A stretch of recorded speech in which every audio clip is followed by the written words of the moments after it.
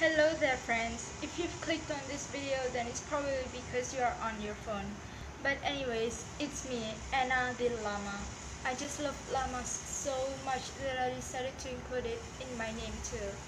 But anyways, if you are wondering what do women wear in the good old days, well the answer is dresses. And they wear nightgowns to sleep, which is also a dress. And now I'm going to show you how to make one of the nightgowns, or let's just call it the vintage nightgown. Quick disclaimer, I am not a professional designer and I only did this for fun. Okay, so first thing that we're gonna do is some fabric shopping. So I had a little look around the shop, and then I came across this white cotton fabric that I think it's gonna work, but I keep stalking it because I was kinda hesitant on buying it. But then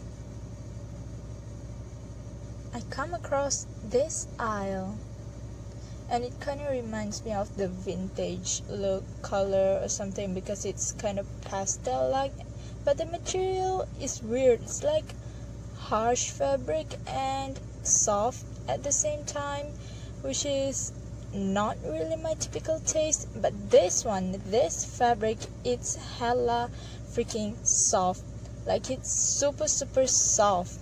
But this one, it's too hard. So I had a little more look around, and I think all the shirts are interesting, even this one. It says, "Don't worry, I have a dream." Don't worry, I have a dream. Well, I wonder who doesn't. So my conclusion is to buy the white cotton fabric for 2.5 meters. Now after buying that fabric, I have to find the cat litters for my cat, and then I came across this chicken and it's so cute, and I found it on an aquarium shop, which doesn't make sense. Beauty! Once you are home, lay your fabric on the floor and remove any yarns and readjust the position and get out because you forgot your measuring tape, and get in and prepare your sewing kit. And now we're gonna measure the width of the dress, aka the shoulder part of it. Once you've marked it, lay it on the side of the fabric and then measure the length of it.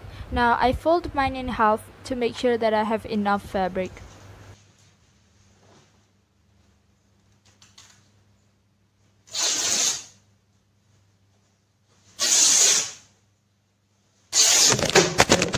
So I was actually filming the sound of the tearing fabric and my phone fell off.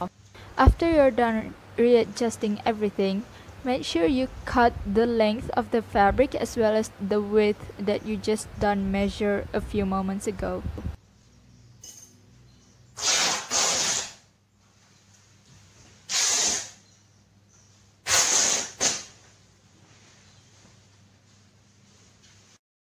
You're gonna be needing 2 of that parts. Once you're done, pin together the shoulder part of it and make sure you leave a hole so that your head can get through it. And now try it on and make sure that it fits. You can't really see what I'm doing here, but basically what am I doing is to trace the neckline, and now I'm gonna go on to the square shaped neckline, if that even makes any sense. I forgot the name, and make sure you take it out. And now it's time to sew together the shoulder part of it. And do not sew over the neckline because that's where you're gonna put your head through. And here I am just cutting the neckline. After all of that tiny work, you decided that you are hungry. So you went downstairs because you are hungry. And then the food is already served. Not gonna lie, after dinner I procrastinated a lot, and here I am just playing with my cat, and he bit me very hard because he is very aggressive. In the end, there's like thousands of scars on my hand.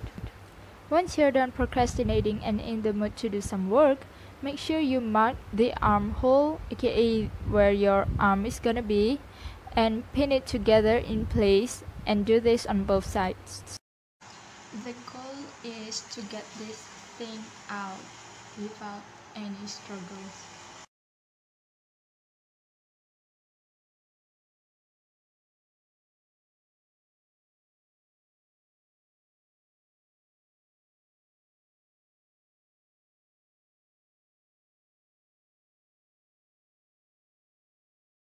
After you take the dress out with a few struggles, make sure you readjust the position of the armhole and make sure that it's the same on both sides. And now it's time to sew along the edges, and make sure you thread your needle first, because this is gonna be a hand sewing, not using the sewing machines. But if you are gonna use the sewing machines, then go ahead, there's no requirement for such thing. But my tip, if you are gonna do this by hand, is to make sure that you sew from the armholes to the bottom, because that is gonna make it easier. After you're done sewing and accidentally poke a needle through your finger, try it on to make sure that it fits. In my case, this dress fits like a glove. And did I mention that I cut off the bottom to make some ruffles? No? Well, now you know. I'm making a long sleeve dress, and what would a long sleeve dress be without any sleeves? And now I'm making the sleeves of the dress by measuring the length as well as the width of it, and make sure that it's wide enough that it can go around the armholes. There was a thunderstorm, but anyways, you're gonna be needing 2 of that sleeves for both of your arms. We almost have everything together now. This is the body of the dress, and this is the sleeves. So the plan is, I'm gonna attach the sleeve on the armhole, and I'm gonna add a few ruffles around the neckline. P.S. I was too lazy to make some ruffles, and I found some laces, and I'm just gonna replace it with the laces. And maybe a few ribbons, and as well as the ruffle for the bottom part here. After all of that planning, I'm just gonna sew together the sleeves on the armholes, and I'm adding a few pleats to add some volume around the edges, if that even makes any sense. Do you even call yourself a hard worker if you don't give yourself a treat? So now I'm gonna make some molten lava cake. First, pour in a quarter cup of Milo or cocoa powder, mix in a tablespoon of hot water and form a paste. Add in 2 tablespoons of sugar, 2 tablespoons of flour and egg, and 3 tablespoons of oil. Mix it all together and steam it for 9 to 12 minutes.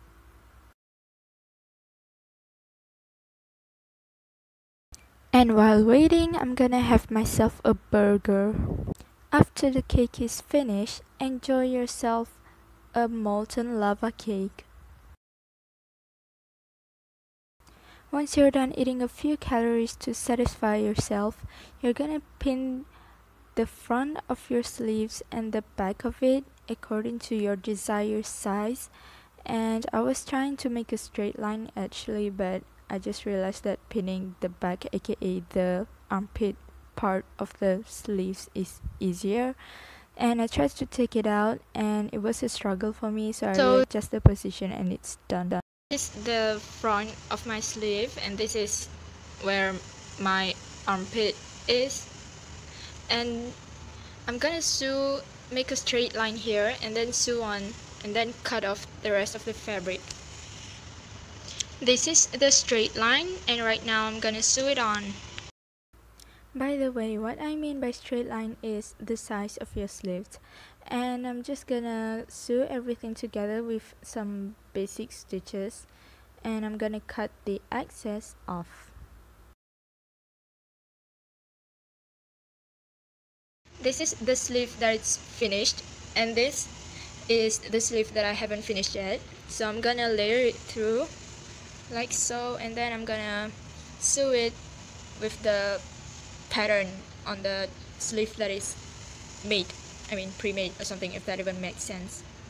What I'm trying to say is that I'm gonna copy and paste the size of the sleeves that I finished making and redo it on the other side that I haven't finished making yet. And now I'm just gonna try my dress in the mirror, and here I am just cutting the laces off. It's actually a headband, but it still works. Now I'm cutting the laces to my desired shape and size, and it's the hardest thing ever. Like, the scissor kept getting stuck in between the laces and it's such a struggle. And here I am sewing the laces around the sleeves, since the vintage people used to wear laces a lot, and it's very common in the vintage thing. And I'm gonna do the same thing on the neckline as well. I'm just gonna sew together the armpit holes because I forgot to sew that.